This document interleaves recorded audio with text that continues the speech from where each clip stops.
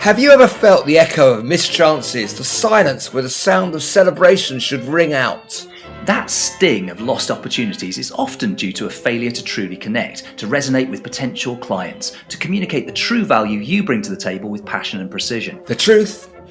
It's not the lack of service quality that hinders, but the absence of warm, compelling and persuasive communication. These really are game changers, the secret ingredients to turning maybes into definites. And that's where we come in at Teachable Moments. So if you're a lawyer, financial advisor, business consultant, accountant, trustee, director, sales leader, subject matter expert, or anyone else offering professional services, this podcast is tailored just for you. Time after time, opportunities are missed and businesses and careers stutter because of a lack of simple, teachable communication and negotiation skills. I'm David Sullivans. And I'm Matthew Dashby-Hughes. Welcome to Teachable Moments. Coming up in this episode, we're going to talk about change in all its many forms and how we embrace change or don't embrace change. That includes technology, the ways in which our lives have changed since the lockdown and COVID, and of course the changes we need to make or choose to make in our own mindsets.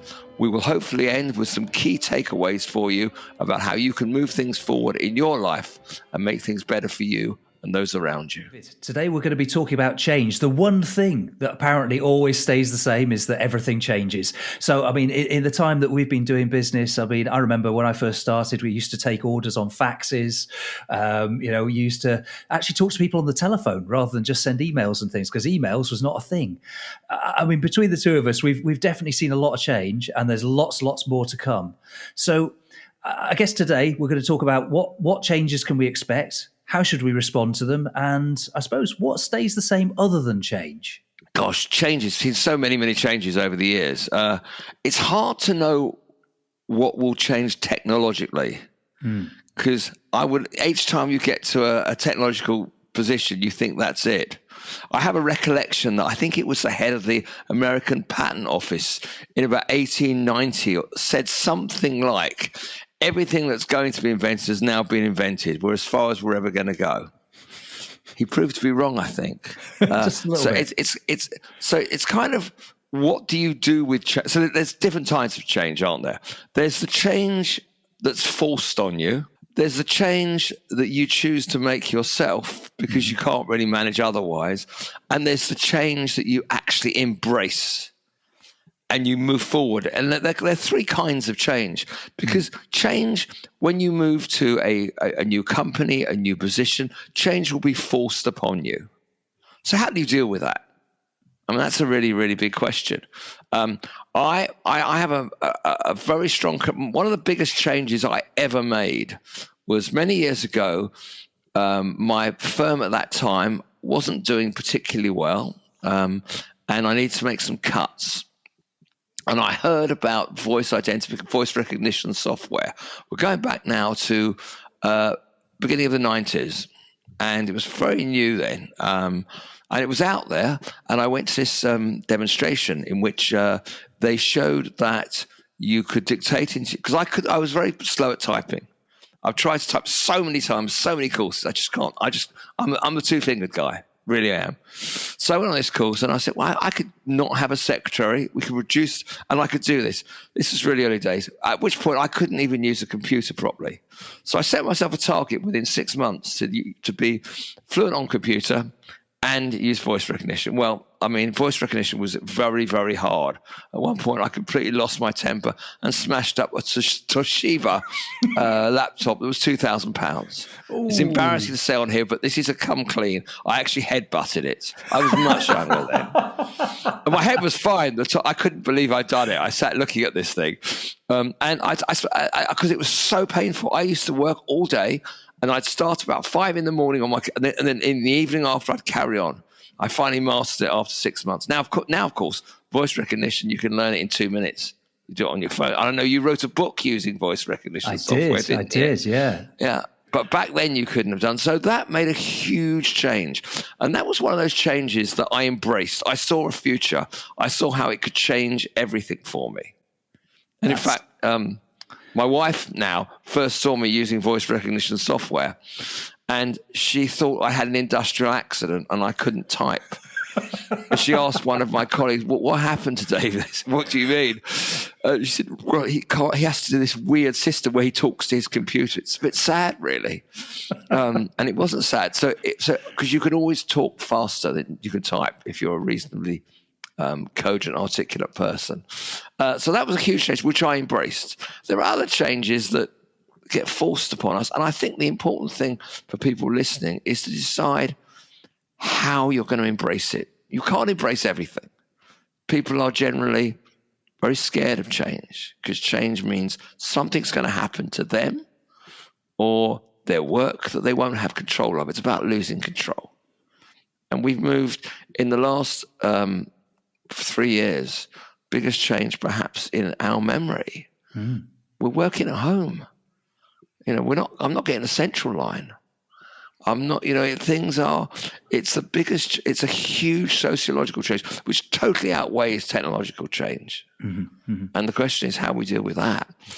And it's hard. And I wish I had lots of answers.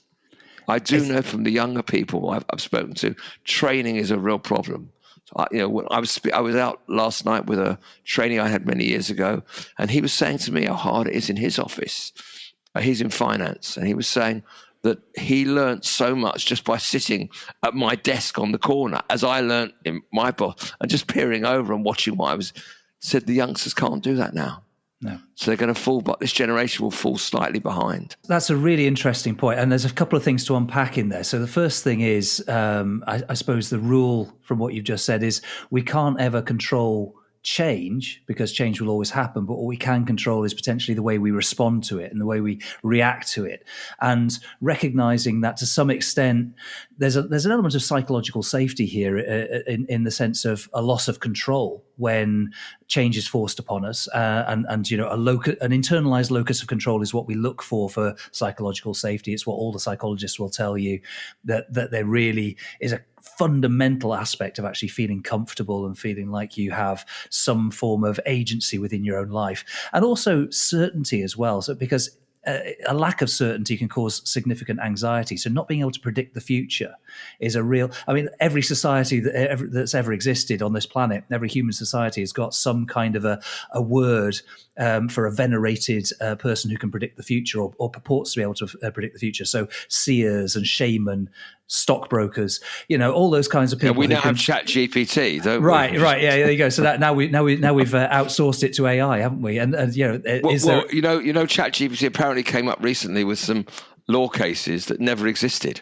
Yeah. It just imagined the world in which they would exist and then acted as if. Well, this is the thing. The ChatGPT is a great example of where sort of being able to respond to change is really important, because it's an incredibly powerful tool. But like every tool, if it's not used properly, it can be dangerous. If you don't use a hammer properly, then it can be quite dangerous. ChatGPT even more so, because it's designed to be able to create extremely credible sounding language, and the hallucinatory BS that it comes up with, if it's not programmed properly, if you don't ask the right questions, or worse, if you don't verify what it's telling you, can be really dangerous.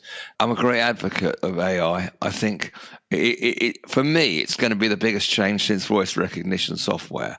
I think that AI, and we say ChatGPT, but we know there are other models. There are models already out there, and there are newer models coming out. Yep.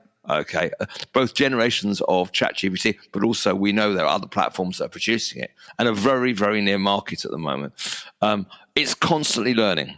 So today, when we talk about the limitations of ChatGPT, that won't happen in a year's time.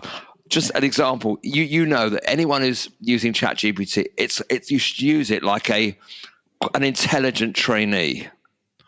Go away and try this. So just to test it, I asked it to produce a lease of a London property. Mm-hmm. It said, I can't do that. I'm not a lawyer. Go and see your lawyer. I'm an AI model. Thank you. I then went back saying, okay, could you just do an outline of what a lease might look like? Yes, of course. I then went back and said, thank you. Could you now fill in the details of what you've already provided? So it looks like a lease. Yeah, of course. Boom. I suddenly, within 3 or 4 prompts, it wasn't perfect, and there's better out there. Mm-hmm. But if I did it as a test, if I'd kept prompting, kept changing, yeah, you would have got there. So it's coming.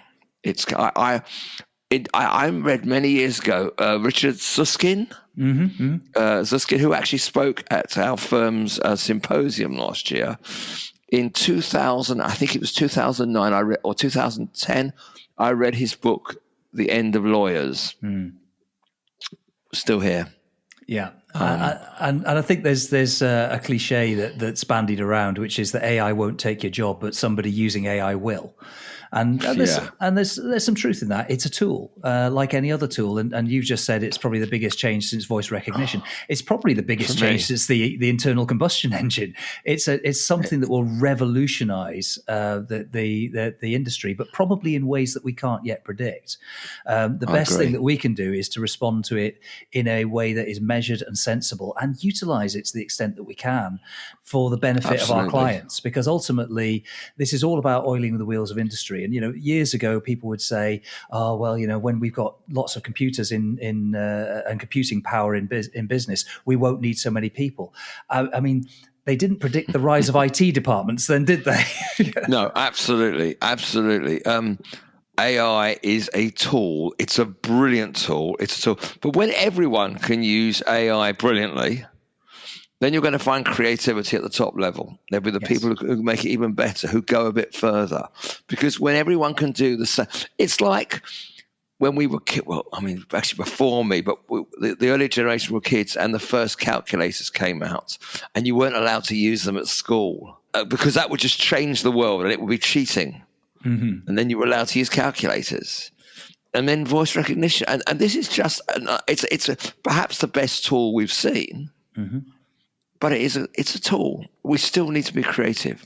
Yeah, and but anyone who's listening to this now and said, I actually was on a call this morning when the question was asked, how many of you use ChatGPT? It was about 60% of us.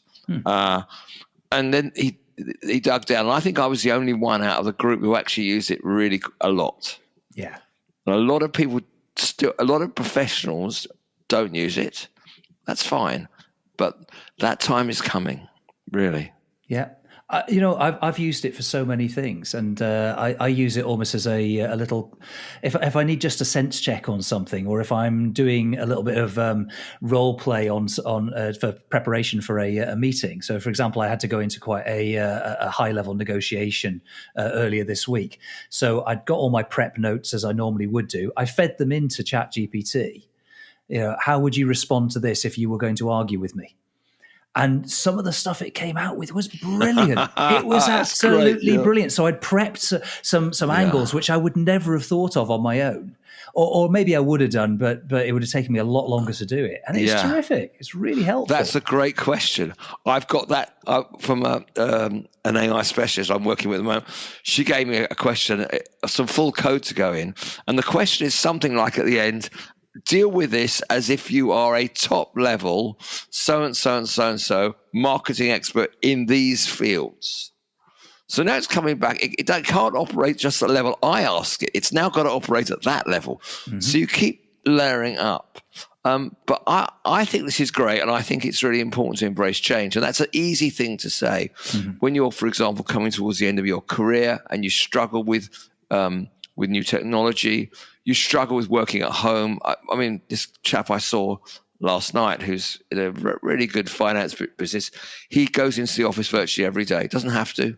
Mm-hmm. He misses people. It's a really interesting point. It is. And, I think, we talk about the change that's been forced upon us. And obviously the example you gave earlier on about the post-pandemic world in which we now live, where working from home, that genie is definitely out of the bottle. Prior to the pandemic, around about 4 to 5% of our population worked from home at least some of the time. During the pandemic, that went up to nearly 50% at one point. So, it's a huge overnight change. change. And I remember Forrester, the data analysts over in the States, looked at the adoption rate of technology at a rate 10 years beyond where we thought it was going to be for 2020. So basically we moved from 2020 to 2030 in terms of adoption rate, just because everybody was suddenly working from home. And the only barrier to that adoption previously was just established ways of working. You know, if you'd asked anybody in February of that year, can you see your workforce working from home? All the CEOs would have said, no, that'll never happen. Come March, everybody was doing it. You know, so it was the will rather than the skill. So the question is, what did we lose in that? And to your point about, you know, how do you correctly onboard and induct more junior members of staff who previously would pick things up by osmosis, and they can't do that now? What are the things that we should be doing to react and respond to that more effectively, so that we can actually, now the genie's out the bottle, how do we respond to it more effectively? And that's a really interesting question. It's a hard. I mean, we in our group and our team, we spend, particularly other members of my team, spend a lot of time on the phone, on Teams calls, explaining things before that you would have just said, just look at that. It's not going to replace it, but you know, as you say, the genie's out the bottle. We can't go back now. I think managing change management now is a huge growing business, because things are growing so fast. We always said this, you know, many years ago, God, I can't believe how fast things are going. But now you just can't, you really are constantly trying to keep up, which means a lot of people just go, I can't do this. They really can't. And so you have to decide, to get back to what I said earlier on, you have to decide what change is forced on you, and you have to. What change do you see that it's going to come, so you need to do it? And which change can you see is going to make the difference to your life and your career? I saw voice recognition would make a change for me and my career, my business. It did. Yeah. I see ChatGPT is going to do the same. I'm embracing it because it does. I remember many years ago, I'd been a lawyer, and then I took over, I co-owned a marketing company. And I went and sat in these very marketing company type offices in Chelsea. I was a bit of a fisher, so I bought all this what I thought was marketing gear to wear, you know. And so I was going to suddenly turn this cool marketer, and I was absolute fish out of water. The problem was that's all I embraced was the clothing. I didn't understand the technology. I didn't really, and I got bored really. I was much younger. I got bored really quickly. You've got to try and embrace as much of it as you possibly can that will work for you. Don't spend time on stuff that's not going to work for you or for your team or for your group, because you can't do it all. No, you really can't. I was sort of just reminded of one of my favorite quotes from Douglas Adams. You know, the guy who wrote The Hitchhiker's Guide to the Galaxy? Oh, do I indeed? Fantastic. Absolutely. So he said, and I've had to look this up so I get the quote correct. He said, I've come up with a set of rules that describe our reactions to technologies. Number one, anything that is in the world when you're born is normal, it's ordinary, it's just a natural part of the way the world works. Number two, anything that's invented between when you're 15 and 35 is new and exciting and revolutionary, and you can probably get a career in it. Number three, anything invented after you're 35 is against the natural order of things. But that was written some while ago. Oh, yeah, absolutely. But I mean, now you've got to... you just kind of keep learning. But there's only certainly in professional life, I think there are so many platforms you need to work on. I mean, I had my first Zoom call. I think it must have been when Zoom, I don't know how many years it came out, 6 years ago, 7 years. And I remember being at a gas station, petrol station, and it was a call. It wasn't actually a work call. It was a non-profit I was working with. And we had guys all over the world. I was at a gas station waiting for some work to be done on my car, with my iPad, and like 40 guys on it from all around the world. And we got this. Everyone spent the entire 2 hours going how exciting it was without actually achieving anything. and then everyone's doing Zoom. Now lockdown, everyone's doing Zoom, and now everything. So I do quite a lot of public speaking. It's now all on Zoom or Teams, or people are now. There are other skills like how do you learn to present well on a video platform. Normally you'd stand up and present. How do you use your? I'm showing now for how do you use your hands? How do you not use your hands? Yeah. Where should your eyes be? There are different skills, and there are people teaching those skills. So if that is something that you need, if it's going to make it better for you and your career and those around you, go do it. If it's not, put your energy elsewhere. That's my personal view. It's basically, technology should always be viewed as a set of tools in order to help you to do what you need to do more effectively and more efficiently. And being effective means getting to the right outcomes.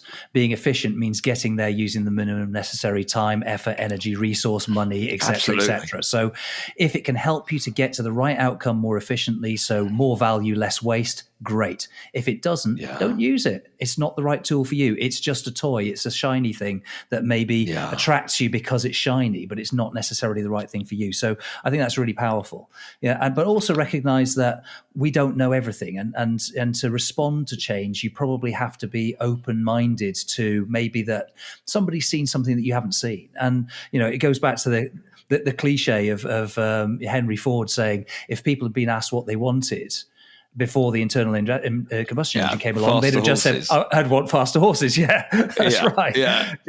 Absolutely. But that comes back to, and I think we might have mentioned it in a previous episode, seek to understand before you seek to be understood. Yes. Ask the questions, even if you can't deal with it. So how will this make life better? Yeah. What do I need to do? If I don't do this, how will it be? Will I still be trying to get faster horses?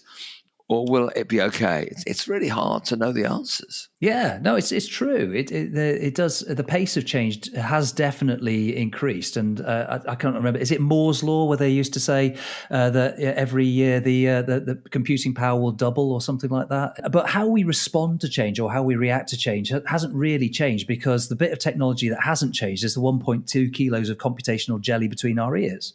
That bit hasn't changed. So how we respond, I suppose we need to have some intentional tools to help us to respond a little bit more helpfully, because it's almost like the grief curve, isn't it? Our response to change. You initially go through that sort of shock of what is this, and then you go through denial, and then you go through sort of a little bit. Denial is this too shall pass. No, that's sort of front to the natural order of things. Eventually.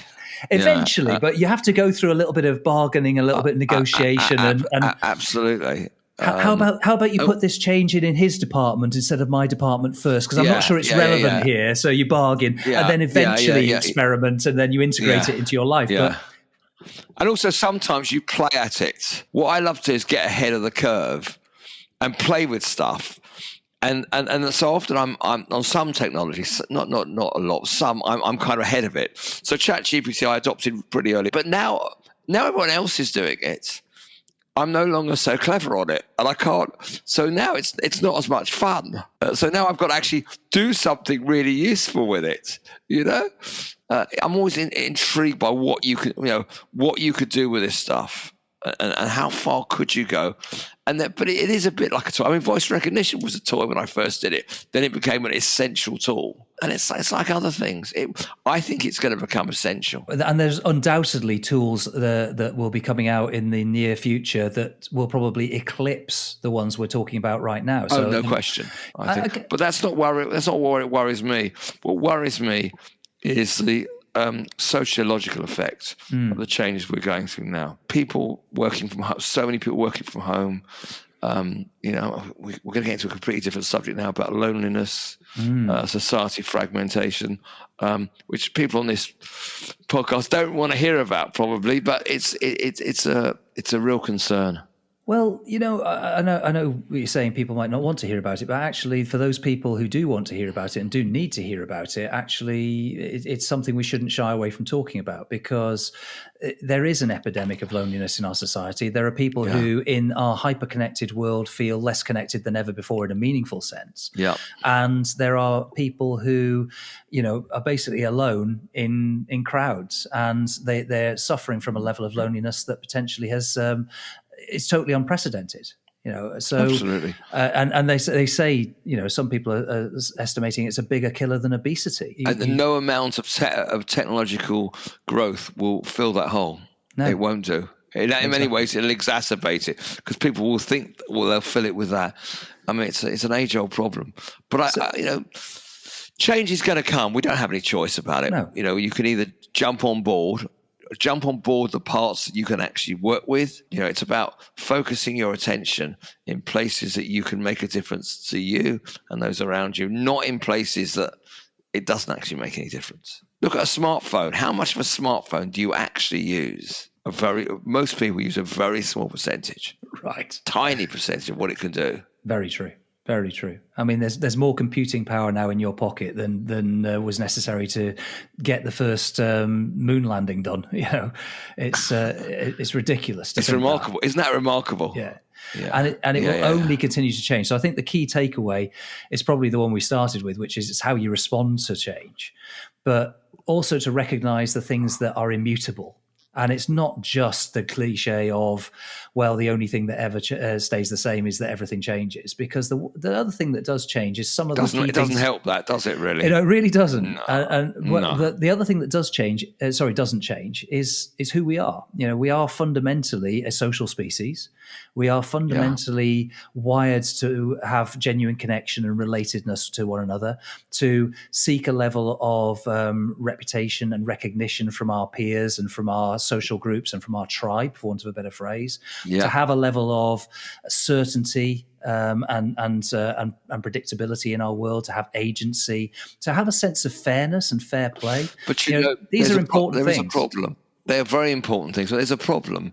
The challenge is, whilst every research tells us to achieve things, it helps to make yourself vulnerable. You're more attractive as a person and you can reach out.